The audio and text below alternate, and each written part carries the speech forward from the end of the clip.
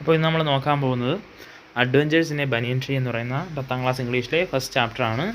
ഇത് എഴുതിയിരിക്കുന്നത് റസ്കിൻ ബോണ്ടാണ്. അപ്പോൾ നമുക്ക് റസ്കിൻ ബോണ്ടിനെ കുറിച്ച് നോക്കാം. Ruskin bond is an Indian author of British decent. His father was an officer at Royal Air Force. He wrote his first novel, The Room on the Roof, at the age of 17. It got John Llewellyn Rice Prize in 1957. His first children's book was The Angry River. In 1992, he received the Sahitya Academy Award for his short story collection, Our Trees Still Grow in Dehra. He was awarded the Padma Shri in 1999 for his contribution to children's literature. He got the Lifetime Achievement Award in 2017. He now lives with his adopted family in Landour near Missouri. നമുക്ക് ചാപ്റ്ററിലേക്ക് കടക്കാം. Though the house and grounds of our home in India were grandfather's domain, the magnificent old banyan tree was mine chiefly because grandfather at the age of 65 could no longer climb it. Grandfather used to tease him about this and would speak of a certain Countess of Desmond, an English woman who lived to the age of 117 and would have lived longer if she hadn't fallen while climbing an apple tree. The spreading branches of the banyan tree, which curved to the ground and took root again, forming a maze of arches, gave me endless pleasure. The tree was older than the house, older than the grandfather, as old as the town of Dehra, nestling in a valley at the foot of the Himalayas. അപ്പോൾ ഈ കഥയിൽ പറയുന്നതെന്ന് വെച്ചാൽ ഒരു ബനിയൻ ട്രീയെ കുറിച്ചാണ് ഈ first പാരഗ്രാഫിൽ പറയുന്നത്. അപ്പോൾ അവിടെ ഉള്ളായിരുന്ന എല്ലാം ഈ നമ്മുടെ കഥയിലെ ആ പയ്യൻ്റെ ഗ്രാൻഡ് ഫാദറിൻ്റെ ആയിരുന്നു. ഈ ഗ്രൗണ്ടും അല്ലെങ്കിൽ ഈ ഹൗസും എല്ലാം ഗ്രാൻഡ് ഫാദറിൻ്റെ ആയിരുന്നു. പക്ഷേ ഗ്രാൻഡ് ഫാദറിന് അവകാശപ്പെടാൻ പറ്റാത്ത വേറെ ഒരു സാധനം എന്ന് പറയുന്ന ആ ബനിയൻ ട്രീ ആയിരുന്നു. ഈ ബനിയൻ ട്രീ ഈ പയ്യൻ്റെ അല്ലെങ്കിൽ നമ്മുടെ കഥയിലെ പയ്യൻ്റെ ആണെന്ന് നമുക്ക് വേണമെങ്കിൽ പറയാം. കാരണം ഈ ഗ്രാൻഡ് ഫാദറിന് ഈ 65ാമത്തെ വയസ്സിൽ ആ ബനിയൻ ട്രീയിൽ കയറുക അത്ര എളുപ്പമായിരുന്നില്ല, കയറാൻ പറ്റില്ലായിരുന്നു. അതുകൊണ്ട് ഈ ബനിയൻ ട്രീയൊക്കെ നോക്കിയിരുന്ന ഈ പയ്യനാണ്. ഇപ്പം ഈ 65ാമത്തെ വയസ്സിൽ പ്രായാധിക്യം കാരണം കയറാൻ പറ്റില്ല എന്ന് പറയുമ്പോൾ ഗ്രാൻഡ് ഫാദർ സ്വയം തന്നെ കളിയാക്കും. എങ്ങനെയെന്ന് വെച്ചാൽ കൗണ്ടസ് ഓഫ് ഡെസ്മോണ്ട് എന്ന് പറയുന്ന ഒരു ഇംഗ്ലീഷ് വനിതയുടെ കാര്യം പറഞ്ഞാണ് കളിയാക്കുന്നത്. അപ്പോൾ ഈ കൗണ്ടസ് ഓഫ് ഡെസ്മോണ്ട് എന്ന് പറയുന്ന ഇംഗ്ലീഷ് വുമൻ 117ാമത്തെ വയസ്സിലാണ് മരിക്കുന്നത്. അപ്പോൾ ഗ്രാൻഡ് ഫാദർ പറയുന്നുണ്ട്, അവർ അന്ന് ആപ്പിൾ ട്രീയിൽ കയറി അവിടെ നിന്ന് വീണില്ലായിരുന്നെങ്കിൽ അവർ കുറേ കൂടെ ജീവിക്കുമായിരുന്നു. അല്ലെങ്കിൽ അപ്പോൾ ഇവർ ഈ 117ാമത്തെ വയസ്സിൽ ഈ ആപ്പിൾ ട്രീ കയറി അപ്പോൾ അവിടെ നിന്ന് അവർ ഫാളാവുകയൊക്കെ ചെയ്യുന്നുണ്ട്. അങ്ങനെയാണ് ഇവരുടെ മരണം സംഭവിക്കുന്നത്. അതുകൊണ്ടാണ് പറയുന്നത്. അതുപോലെ സ്വയം കളിയാക്കുന്നുണ്ട്. ഈ ബനിയൻ ട്രീ എന്ന് വെച്ചാൽ നല്ല ഓൾഡാണ്. അല്ലെങ്കിൽ നമ്മുടെ കഥ നടക്കുന്നത് ഡെഹ്റ എന്ന് പറയുന്ന പട്ടണത്തിലാണ്. ഡെഹ്റ പട്ടണത്തിൻ്റെ അത്ര ഓൾഡാണ് ഈ ബനിയൻ ട്രീ. അപ്പോൾ ഈ ബനിയൻ ട്രീ നല്ല സ്പ്രെഡായിട്ട് നിൽപ്പുണ്ട്. അതിൻ്റെ വേരുകളെല്ലാം മരത്തിൽ നിന്ന് താഴോട്ട്, ആലിൻ്റെ വേരുകൾ ഇങ്ങനെ താഴോട്ട് വരില്ലേ, അപ്പോൾ അതുപോലെ താഴോട്ട് വന്ന് നിൽക്കുന്നുണ്ട്. അതിനകത്ത് ആർച്ചസ് കണക്ക് രൂപപ്പെട്ടിട്ടുണ്ട്. അങ്ങനെ ഒരു കാഴ്ചയാണ് നമ്മുടെ ബനിയൻ ട്രീ. ഈ ബനിയൻ ട്രീ ദെഹ്റ എന്ന് പറയുന്ന പട്ടണത്തിലാണ്, അതായത് ഹിമാലയൻ താഴ്വരയിലുള്ള ദെഹ്റ എന്ന് പറയുന്ന പട്ടണത്തിലാണ് ഈ ബനിയൻ ട്രീ നിൽക്കുന്നത്. My first friend and familiar was a small grey squirrel, arching his back and sniffing into the air. He seemed at the first to resent my invasion of his privacy, but when he found that I did not arm myself with a catapult or air gun, he became friendlier. And when I started leaving him pieces of cake and biscuit, he grew bolder and finally became a familiar enough to take food from my hand. അപ്പോൾ ഇതിനകത്ത് ഈ പയ്യൻ്റെ ഏറ്റവും വലിയ front അല്ലെങ്കിൽ first front എന്ന് പറയാൻ പറ്റുന്നത് ഒരു സ്മാൾ ഗ്രേ സ്ക്യൂറലിനെയാണ്. അതൊരു ചെറിയ അണ്ണാനെയാണ് നമുക്ക് ഫ്രണ്ടായിട്ട് കാണാൻ പറ്റുന്നത്. കാരണം ആദ്യം ഈ അണ്ണാൻ്റെ പ്രൈവസി അല്ലെങ്കിൽ നമ്മുടെ ബനിയൻ ട്രീയിലാണ് ഈ അണ്ണാൻ താമസിക്കുന്നത്. അപ്പം അതിലേക്ക് കടന്നു ചെന്നപ്പോൾ ഈ ബോയ് കടന്നു ചെന്നപ്പം ഒരു അണ്ണാനൊക്കെ ബുദ്ധിമുട്ടുണ്ടാകുന്നു, അല്ലെങ്കിൽ ഈ ഇടപഴകാനൊന്നും ബുദ്ധിമുട്ടുണ്ടാകുന്നു. പക്ഷേ ഈ ബോയ് ഏരിയയിൽ ഈ എയർ ഗണ്ണോ അല്ലെങ്കിൽ കെറ്റാബുൾട്ട് അല്ലെങ്കിൽ ഇങ്ങനെ തെറ്റാരി അങ്ങനെയുള്ള സംഭവങ്ങളൊന്നും ഇല്ലയെന്ന് കണ്ടതോടുകൂടി അണ്ണാൻ കുറച്ചുകൂടെ ഫ്രണ്ട്ലിയർ ആവാൻ തുടങ്ങി. അതിനുശേഷം ഈ ബോയ് എന്താ ചെയ്തതെന്ന് വെച്ചാൽ ആ അണ്ണാന് വേണ്ടി കേക്കിൻ്റെ പീസും അതുപോലെ തന്നെ ബിസ്ക്കറ്റും ഒക്കെ കൊടുത്തപ്പോൾ ഈ റിലേഷൻ അല്ലെങ്കിൽ ഈ ഫ്രണ്ട്ഷിപ്പ് കൂടുതൽ തിക്കാവുകയും ഈ അണ്ണാൻ വന്നിട്ട് ആ ബോയിയുടെ കയ്യിൽ നിന്ന് വരെ ഫുഡ് എടുത്തുകൊണ്ട് പോകാൻ തുടങ്ങി. Before long, he was delving into my pockets and helping himself to whatever he could find.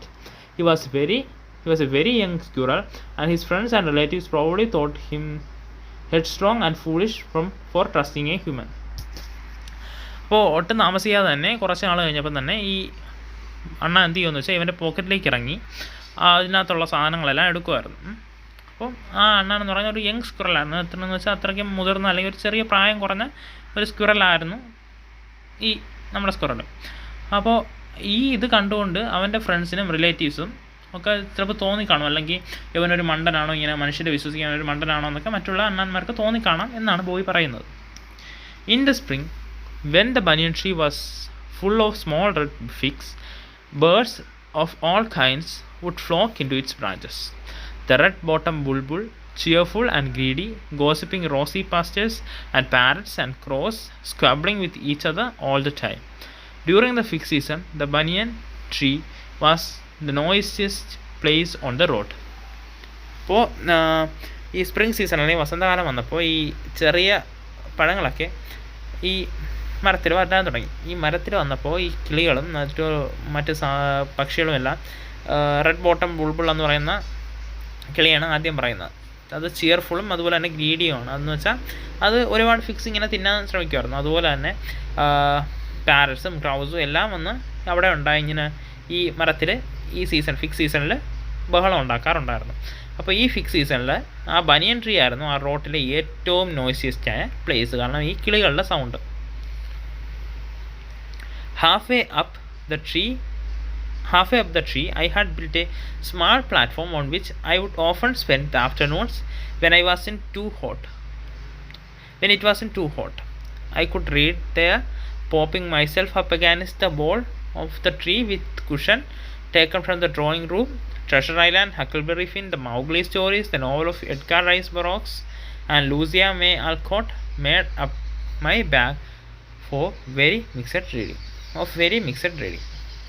അപ്പോൾ ഇതിൽ പറയുന്നതെന്ന് വെച്ചാൽ ഈ മരത്തിൻ്റെ പകുതിയൊക്കെ ആയപ്പോൾ ഈ ബോയ് ഒരു പ്ലാറ്റ്ഫോം ഉണ്ടാക്കി വെച്ചിട്ടുണ്ടായിരുന്നു. കാരണം ഈ ആഫ്റ്റർനൂൺസിലൊക്കെ ഈ ബോയ് വന്ന് അവിടെ നിന്ന് വീട്ടിൽ നിന്നെടുത്ത കുഷനൊക്കെ മരത്തിൻ്റെ സൈഡിൽ ചാരി വെച്ച് അവിടെ ഇരുന്ന് ബുക്സൊക്കെ വായിക്കാറുണ്ടായിരുന്നു. ബുക്സ് എന്ന് വെച്ചാൽ ഹക്കിൾബെറി ഫിന്നും ട്രഷർ ഐലൻഡും മൗഗ്ലി സ്റ്റോറീസും അല്ലെങ്കിൽ എഡ്ഗാർ റൈസ് ബറോവിൻ്റെ നോവൽസും ലൂസിയ മേ ആൽക്കോട്ടിൻ്റെ നോവൽസും അങ്ങനെയുള്ള വർക്കുകളൊക്കെ മിക്സ് ചെയ്താണ് ഈ boy വായിച്ചുകൊണ്ടിരുന്നത്.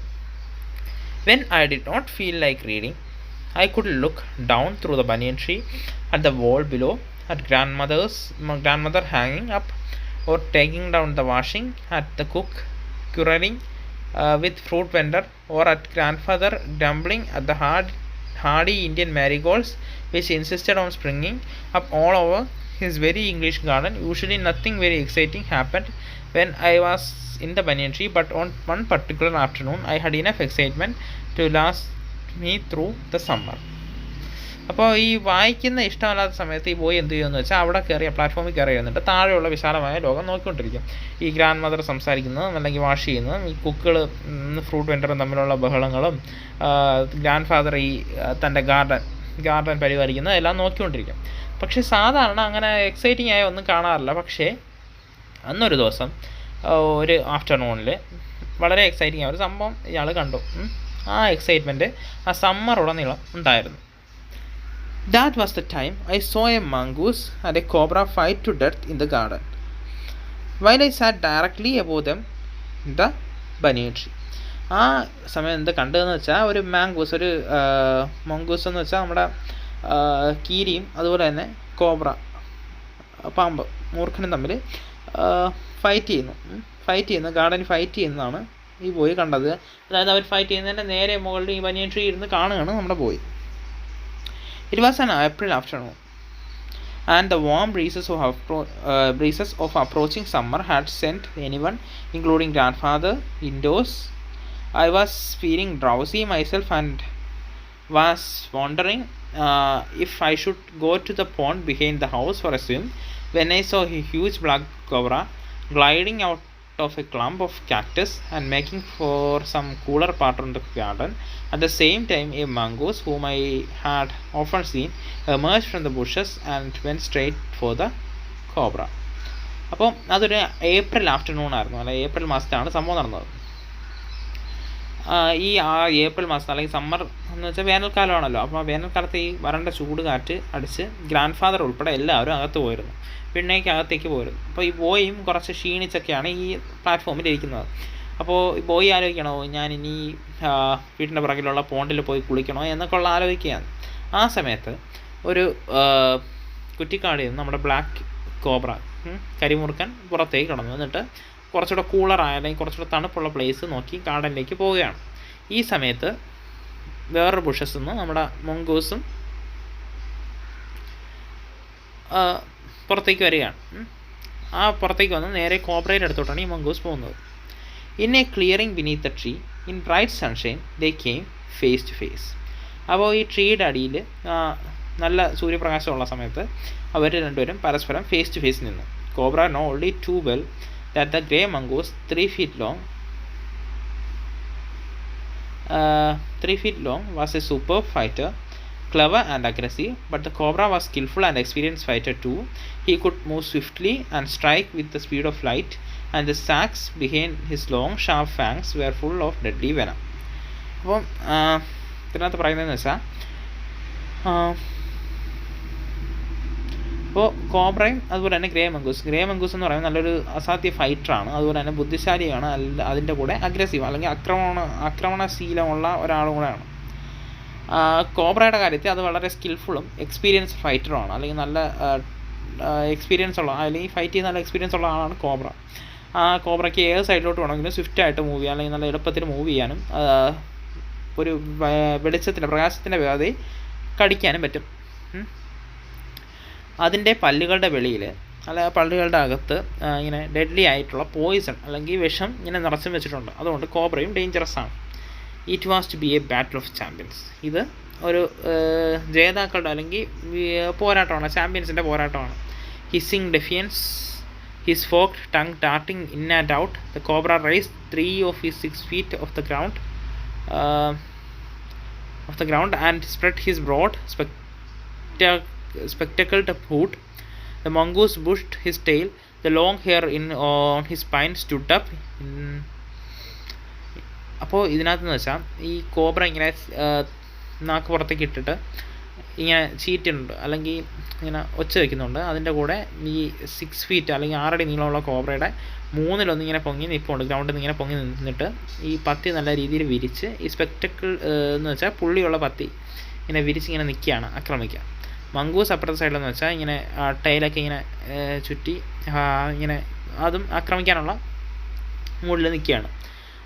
Though the combatants were unaware of my presence in the banyan tree, they soon became aware of the arrival of 2 other spectators.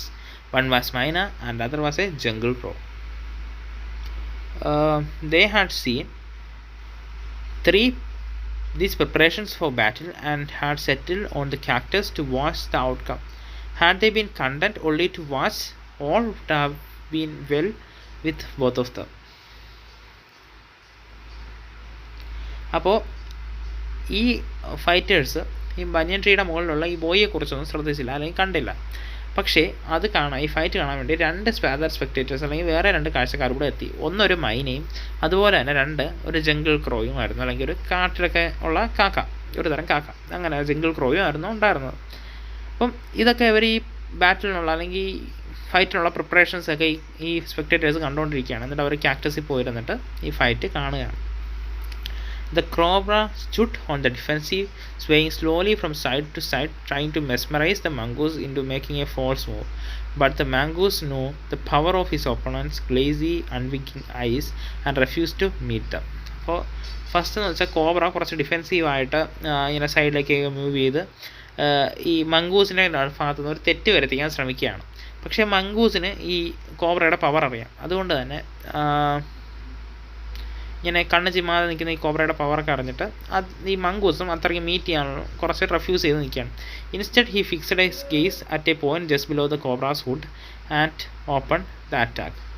എന്നിട്ട് ഈ mongoose എന്താണെന്ന് വെച്ചാൽ ഈ അറ്റാക്ക് ഓപ്പൺ ചെയ്ത്, അതായത് ഈ കോബ്രയുടെ പത്തിയുടെ തൊട്ട് താഴേക്ക് നോക്കി ഈ സൂക്ഷിച്ച് നോക്കി കോബ്രയുടെ അറ്റാക്ക് അല്ലെങ്കിൽ fight start ചെയ്തു. Moving forward quickly until he was just within the cobra's reach, he made a feint to one side. Immediately the cobra struck. His great hood came down so swiftly that I thought nothing could save the mongoose, but the little fellow jumped neatly to one side and darted in as swiftly as the cobra, biting the snake on the back and darting away again out to reach.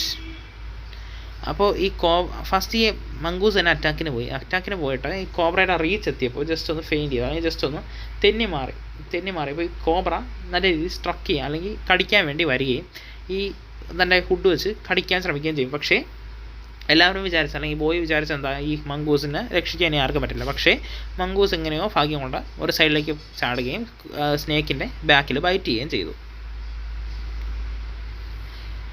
The moment the cobra struck, the crow and the myna hurled themselves at him, only to collide heavily in the mid-air. Shrieking at each other, they returned to the cactus plant. ഈ cobra ഇങ്ങനെ byte ചെയ്യാൻ ശ്രമിച്ചതും ഈ ക്രോവും മൈനയും ഒന്ന് just ഒന്ന് പറന്നിട്ട് വീണ്ടും വന്ന് ആ cactus plant ഇരുന്നു. A few drops of blood glistened on the cobra's back. The cobra struck again and missed. Again the mongoose sprang aside, jumped in and bit. Again the birds dived at the snake, bumped into each other instead, and returned shrieking to the safety of the cactus. അപ്പോൾ ഈ സമയത്ത് 2-3 drops of blood ഈ കോബ്രയുടെ ബാക്കിൽ നിന്ന് വരുന്നുണ്ട്. വീണ്ടും cobra സ്ട്രക്ക് ചെയ്യാൻ ശ്രമിച്ചു, മിസ്സായി. വീണ്ടും മംഗൂസ് ഒന്ന് വെക്കി ബൈറ്റ് ചെയ്തു. അപ്പോൾ ഈ സമയത്ത് ഈ ബേർഡ്സും ഈ കോബ്രയുടെ അടുത്തോട്ട് വരുന്നുണ്ട്. എന്നിട്ട് വീണ്ടും സേഫായി ആ കാക്ടസിൽ പോയി പറന്നിരിക്കുന്നുണ്ട്. The third round followed the same course as the first, but with one dramatic difference. The crow and the myna, still determined to take part in the proceeding, dived at the cobra, but this time they missed each other as well as their mark. The myna flew on and reached its perch, but the crow tried to pull up in the midair and turned back. In the second that it took him to do this, the cobra whipped his head back and struck with great force, his snout thudding against the crow's body. അപ്പോൾ third round ഇതുപോലെ തന്നെ സംഭവിച്ചു. പക്ഷേ ഒരു ചെറിയ dramatic ആയ ഒരു difference ഉണ്ട്. ഈ ക്രോയ്ക്കും മൈനയ്ക്കും ഈ ഫൈറ്റിൽ പങ്കെടുക്കണം, ഈ പ്രൊസീഡിങ്സ് പങ്കെടുക്കണം. വീണ്ടും ഈ കോബ്രയുടെ അടുത്തോട്ട് ഈ മിസ് ചെയ്തപ്പോൾ വീണ്ടും ഈ കോബ്രയുടെ അടുത്തോട്ട് വന്നു. ഇപ്രാവശ്യം അവർക്ക് രണ്ടുപേർക്കും തെറ്റി. പക്ഷേ മൈന എങ്ങനെയോ തിരിച്ച് കാക്ടസിലോട്ട് പോയിരുന്നെങ്കിലും ഈ ക്രോ തിരിച്ച് പറന്നപ്പോൾ ഈ കോബ്ര തിരികെയും ക്രോയുടെ ബോഡിയിലേക്ക് കൊത്തുകയും ചെയ്തു. I saw the bird flung nearly 20 feet across the garden, where, after fluttering about for a while, it stayed still. The myna remained on the cactus plant, where very wisely refrained from interfering again. അപ്പോൾ ഈ കൊത്തുകൊണ്ട് അല്ലെങ്കിൽ ഈ attack കഴി ഈ ക്രോ എന്തെന്ന് വെച്ചാൽ ഒരു 20 ഫീറ്റോളം ഉയർന്ന് പറന്ന് അവിടെ നിന്നു. ഈ സമയം മൈന ഇടപെടാതെ ഇങ്ങനെ സേഫായിട്ട് ഇനി ഒന്നുകൂടെ ഇൻ്റർഫിയർ ചെയ്യേണ്ടെന്ന് പറഞ്ഞ് സേഫായിട്ട് നിന്നു. The cobra was weakening, and the mongoose, walking fearlessly up to it, raised himself on his short legs and with a lightning snap had the big snake by the snout. The cobra writhed and lashed about in a frightening manner, and even coiled itself about the mongoose, but all to no avail. The little fellow hung grimly on until the snake heart ceased to struggle. He then smelt along its quivering length and, gripping it round the hood, dragged it into the bushes. The myna dropped cautiously to the ground, hopped about, peered into the bushes from a safe distance, and then, with a shrill of cry of congratulations, flew away. അപ്പോൾ cobra ഈ സമയം വീക്കനാവുന്നുണ്ടായിരുന്നു. അല്ലെങ്കിൽ ഇത്രയും fighting വഴി cobra കുറച്ച് തളർന്നപ്പോൾ mongoose വീണ്ടും fearless ആയിട്ട് അറ്റാക്കിങ്ങിന് പോയിട്ട് ഈ കോബ്ര ഇങ്ങനെ നല്ല രീതിയിൽ അതിൻ്റെ ഹുഡിൽ കടിച്ച് അവസാനം ഈ സ്ട്രഗിളിൽ നിന്ന് ഈ കോബ്ര ഇങ്ങനെ വലിച്ചടിച്ചുകൊണ്ട് അങ്ങോട്ട് നമ്മുടെ ബുഷസിൽ അല്ലെങ്കിൽ കുറ്റിക്കാട്ടിലേക്ക് പോയി. ഈ സമയം ഇതിൻ്റെ പിറക്കെ ഈ മൈനയും പോയിട്ട് അവസാനം അത് കണ്ട് കൺഗ്രാജുലേഷൻ പാടി മൈനയും തിരിച്ച് പറന്നുപോയി.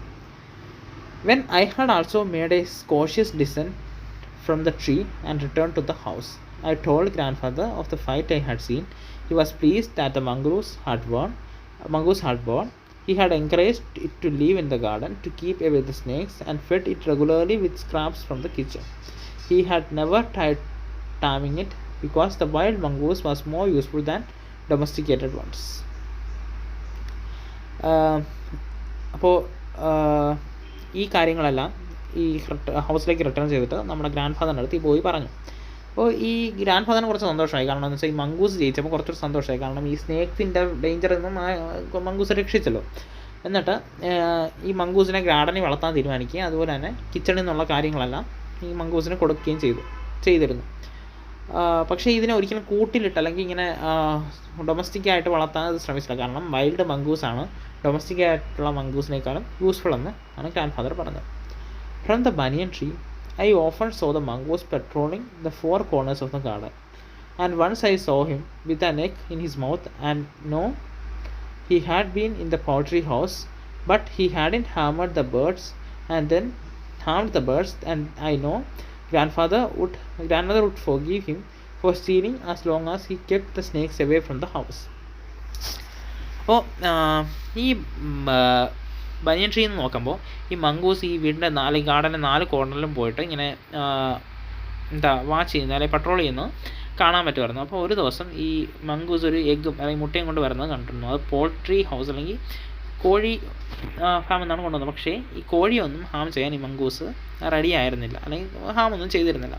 ഇതുകൊണ്ട് തന്നെ ഈ ഗ്രാൻഡ് മദർ ഈ മംഗൂസിൻ്റെ അടുത്ത് ക്ഷമിക്കും എന്നുള്ളത് ഉറപ്പായിരുന്നു. കാരണം ഒരു എഗ്ഗ് എടുത്തെങ്കിലും അല്ലെങ്കിൽ എഗ്ഗ് സ്റ്റീൽ മോഷ്ടിച്ചെങ്കിലും ഈ പാമ്പുകളൊന്നും അവിടെ വരാതിരുന്ന് നോക്കിയത് ഈ മംഗൂസായിരുന്നു.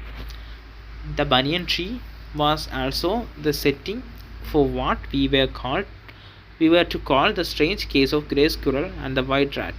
The white rat was grandfather's.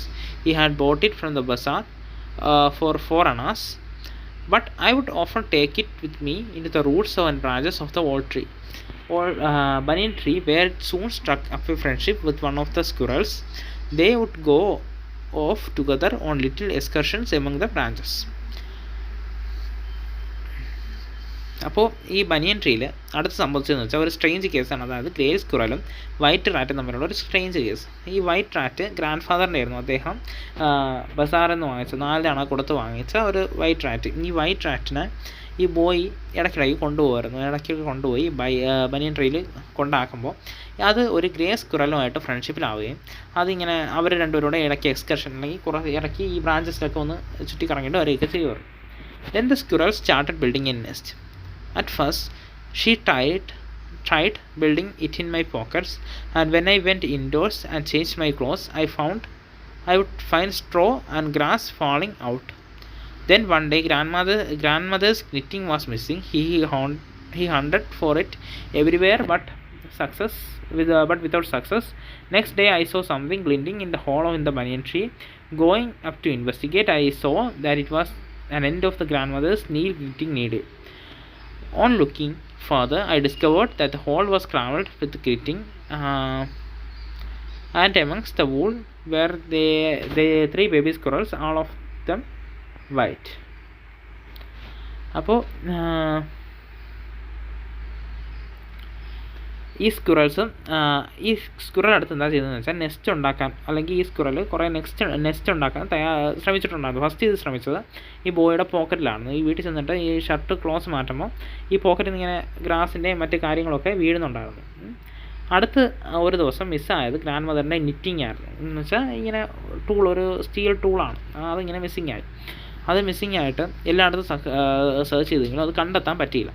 അങ്ങനെ ഒരു ദിവസം ഈ ബോയ് ഇങ്ങനെ ബനിയൻ ട്രീയിലോട്ട് പോയപ്പോൾ അവിടെ എന്തോ ഇങ്ങനെ ഇരിക്കുന്നത് കണ്ടോ. അത് എടുത്ത് നോക്കിയപ്പോഴാണ് നിറ്റിങ് അല്ലെങ്കിൽ ഈ സ്റ്റീൽ നീഡിൽ കണ്ടത്.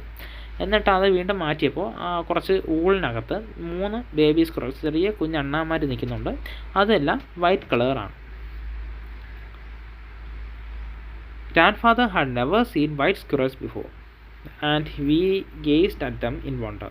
We were puzzled for some time, but when I mentioned that the white rat's frequent visit to the tree, Grandfather told me that the rat must be the father. Rats and squirrel were related to each other, he said, and so it was quite possible for them to have offspring.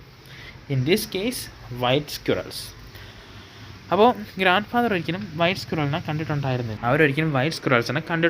Grand father ഒരിക്കലും white സ്ക്വിറൽസിനെ കണ്ടിട്ടുണ്ടായിരുന്നില്ല. പക്ഷേ ഈ boy ഈ white റാറ്റിൻ്റെ ഈ ഫ്രീക്വൻ്റായ visit പറഞ്ഞപ്പോൾ ഈ grand father പറഞ്ഞു, അത് white സ്ക്വിറലിൻ്റെ മക്കളായിരിക്കാം.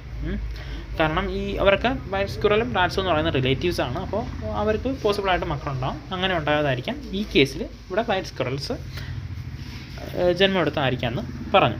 ഇതാണ് നമ്മുടെ സ്റ്റോറി.